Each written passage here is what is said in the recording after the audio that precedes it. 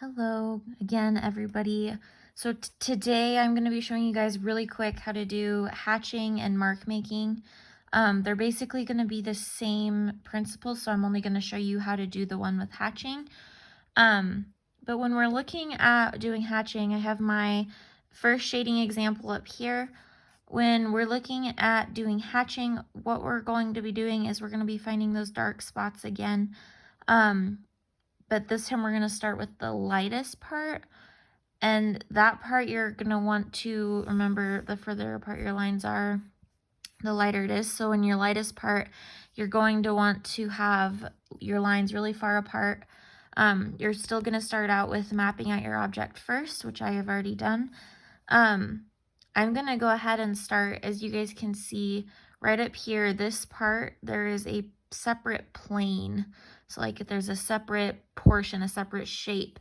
And I'm going to go ahead and draw that into mine by using a line, and I'm going to do it really light because we want to draw things light until we know that they're right.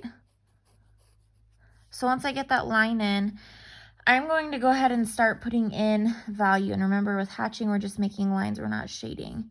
So I'm going to go through and I am going to give this bottom part a value. And remember, I'm picking a direction for this plane and I'm going to stick with it. Now I know that that plane is darker than that, so I'm going to go ahead and add in another layer in a different direction. So when I'm building up layers, each layer you're going to change directions, but for the individual layer, you don't want to be going like and have that be one layer. That you might be able to use for your mark making on the next one.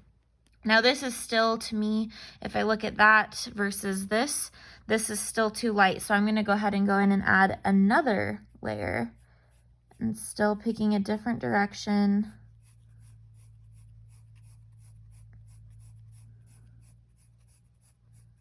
Now what helps me when I do hatching, especially, I use this with all of my shading when I'm drawing, but what I like to do is I like to squint my eyes and make it blurry so that I can't really see those lines. All I can see is the value difference. And I see that this is still too light, so I'm going to go ahead and add in another layer.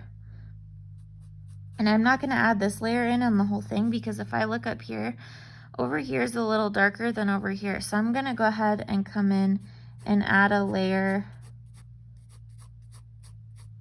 of lines like this.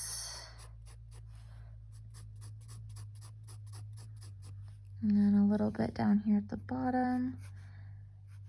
And while I do this, it's okay if I want to curve my line. That'll actually help it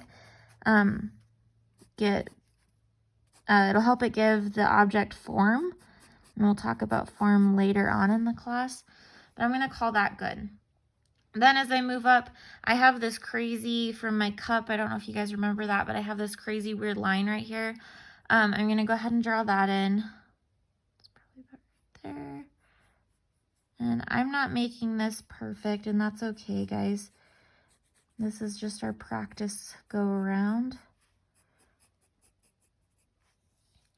And then this down here is relatively light. So again, I'm going to do a really light hatching. And once my lines start to get really long, what I like to do is I like to make them short. Your lines do not have to line up. It's still hatching. And for that highlight right there, I might even leave that blank. You can see it right here.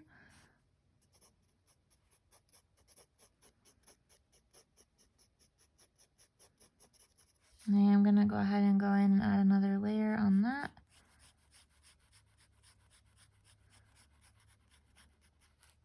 Add the layers where you need them, guys. Leave them where you don't. And so on.